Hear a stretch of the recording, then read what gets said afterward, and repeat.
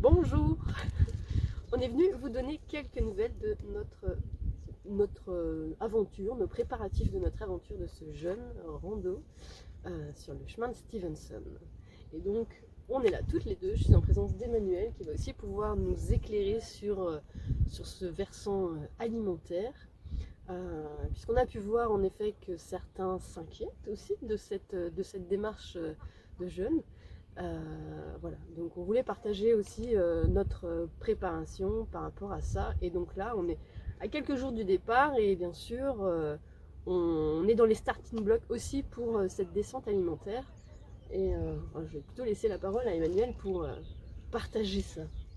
Donc la descente alimentaire va se passer sur 8 jours approximativement. Donc on a d'abord une partie où on supprime excitants, donc ça va être café, thé, l'alcool et les sucres rapides. Ça c'est un peu plus compliqué pour certaines personnes que pour Je ne vois d'autres. pas de quoi tu parles. Après, on supprime, donc on fait ça à peu près sur 2 jours. Après, les 2 jours suivants, on supprime tout ce qui est protéines animales et dérivés de protéines animales. C'est-à-dire que tout ce qui est viande, œufs, poisson, laitage, lait de vache, le fromage, ça c'est plus compliqué pour moi. Le beurre également. Crème fraîche, tout ça. Ouais. Ok. Après, on supprime les légumineuses, après les céréales, pour rester à la fin qu'avec les fruits et les légumes, avant de faire ce qu'on appelle une purge intestinale. Donc, où on va, bon, c'est pas la partie la plus agréable, mais qui est nécessaire pour avoir la conduite d'un bon jeûne. Si on ne fait pas cette étape-là, on aura toujours des envies de nourriture, enfin, cette sensation de faim qu'on peut éviter d'avoir si on fait une purge intestinale. La purge intestinale, il en existe de 2 sortes. Nous, comme on est des warriors, on va faire les deux. Donc il y a celle qui va supprimer les cristaux, qui est celle au chlorure de magnésium, et celle qui supprime les cols, qui est à l'huile de ricin. Et on va tenter de faire les 2 purges. Donc normalement, une fois qu'on a fait ça, on est moins dans cette sensation de faim. Exactement, Okay. parce qu'il n'y a plus cet appel de l'intestin en fait. Donc après, l'envie de manger, elle reste là. Hein. Moi, quand j'étais partie il y a quelques années en rando jeûne, le soir quand on se retrouvait, on parlait de recettes de cuisine.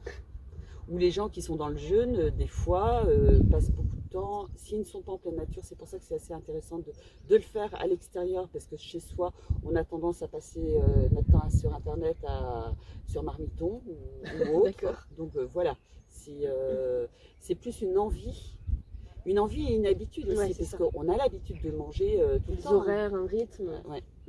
Là, le rythme va être totalement différent. La sieste de l'après-midi ne va pas se faire forcément après le repas, parce qu'il n'y aura pas de repas. Elle sera au moment où le corps nous demandera de se reposer. Okay. Voilà. Et on verra bien aussi justement de quelle façon le corps se repose, puisque donc on a prévu d'emmener des toiles de tente. Donc bivouac, camping, on verra, auberge certainement aussi de temps en temps. Voilà, on verra. Le but c'est vraiment, je l'ai déjà dit la dernière fois, mais le but c'est vraiment d'être à l'écoute de soi, à l'écoute du corps. Voilà, de développer une finesse de perception de nos ressentis et de ce que nous indique tout notre environnement en fait. Et alors pour assurer aussi les personnes qui nous ont envoyé des messages, on ne part pas au fin fond de la pampa. C'est-à-dire que où qu'on soit, on trouvera toujours un endroit pour avoir des fruits et des légumes. Si arrivé à un moment, il y a l'une de nous qui flanche et qui ne peut plus avancer, qui est arrivé aux limites du jeûne, parce que bon, on part sur un jeûne un peu relativement long, parce que 12-15 jours, c'est un jeûne déjà assez long. Si au bout de 5 jours, 6 jours, une semaine ou 10 jours, il y en a une de nous deux qui a envie de manger, on trouvera toujours ce qu'il faut et pour repartir dans une progression aussi alimentaire. Pas partir immédiatement sur une religieuse ou un Queen Yaman, il n'y en aura pas là-bas de toute façon. Mais, non, voilà. Mais de la même façon qu'il y a une descente alimentaire, quand on revient, il y a une remontée alimentaire qui se fait avec les mêmes étapes. Exactement, et c'est extrêmement important de les faire si on veut profiter sur la durée du jeûne. Parce que si on casse tout de suite avec des pâtes carbo, c'est mort. C'est mort. Après, il faut savoir aussi, parce qu'il y a quelqu'un qui m'a posé la question, ce n'est pas un régime pour perdre du poids. Un jeûne n'est pas là pour faire perdre du poids. Alors, bien sûr, on perd du poids parce qu'on n'alimente pas le corps pendant une période. Sachant que c'est un jeûne actif, on ne va pas perdre de masse musculaire. Hein, ça va attaquer ce qu'on a besoin tous d'attaquer, c'est-à-dire le tissu adipeux.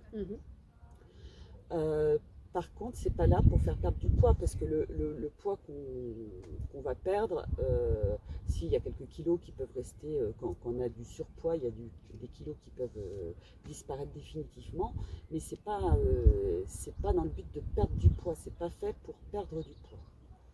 C'est pas la peine de se servir de cette expérience pour dire c'est possible, etc.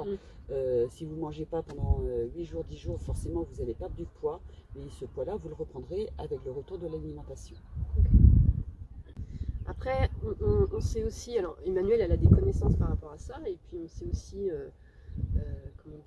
inspiré d'autres personnes qui ont déjà fait des expériences un peu similaires.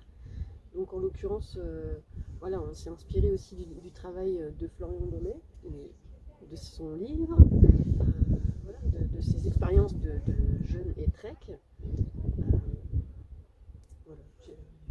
Ouais, et puis c'est pas une, comment dire, on part pas comme ça, tiens, on part 15 jours sans manger, voilà, c'est vraiment quelque chose de réfléchi, de conscientiser, et pour nous permettre d'être vraiment dans une meilleure écoute de soi et de notre âme, de notre corps, de notre âme, et d'être justement totalement ancré dans ce qui est.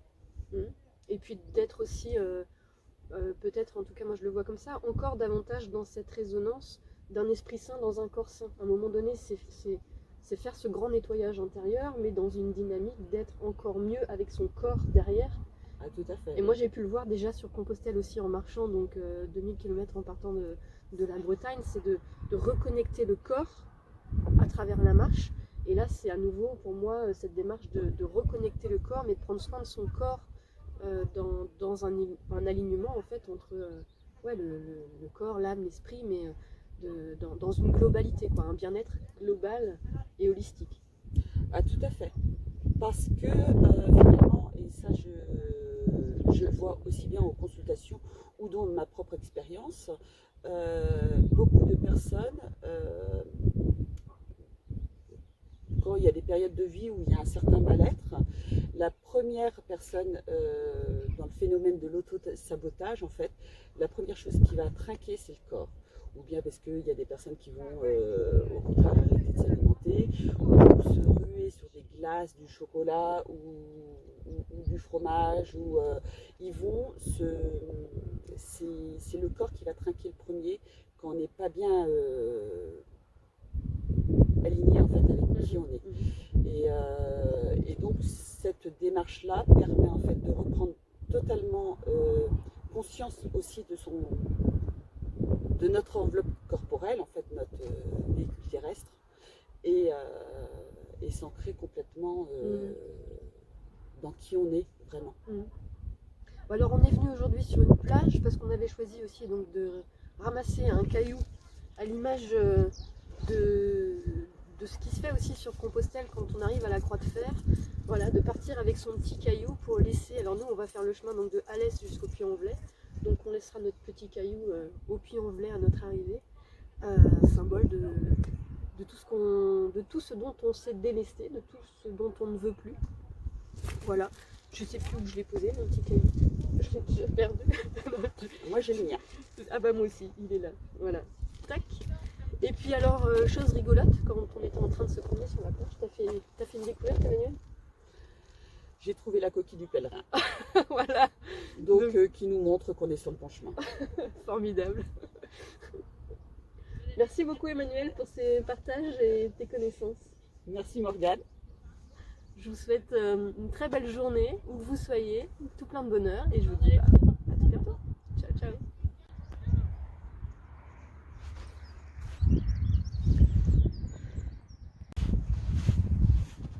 Bon, on va bien se trouver un caillou. Oui. Non. Non. Ils te plaisent pas ceux-là, Emmanuel? Ceux-là, bon. Je ne sais pas. Ça rentrerait peut-être dedans.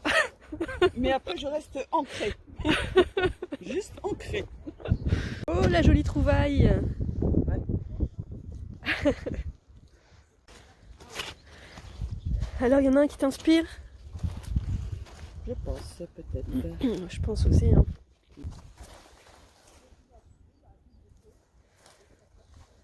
Ce sera beaucoup mieux que... Ce sera beaucoup mieux que les rochers que tu voulais que je transporte. Je sais.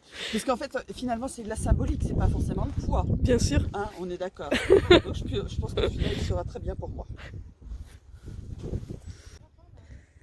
Voilà, moi aussi j'ai trouvé le mien. Ce sera très bien. Il y a une molaire. C'est vrai que tu vas beaucoup moins mâcher là-bas, mais tu reviendras avec tes dents. On va pas mâcher, mais on va marcher. Bon, bah on est prête. On est prête. On a notre caillou. On a notre caillou. Et beaucoup d'allant. Beaucoup d'allant pour y aller. Allez. Et un enthousiasme qui ne tarit pas et au contraire qui augmente. Donc go. Go. Go. C'est parti.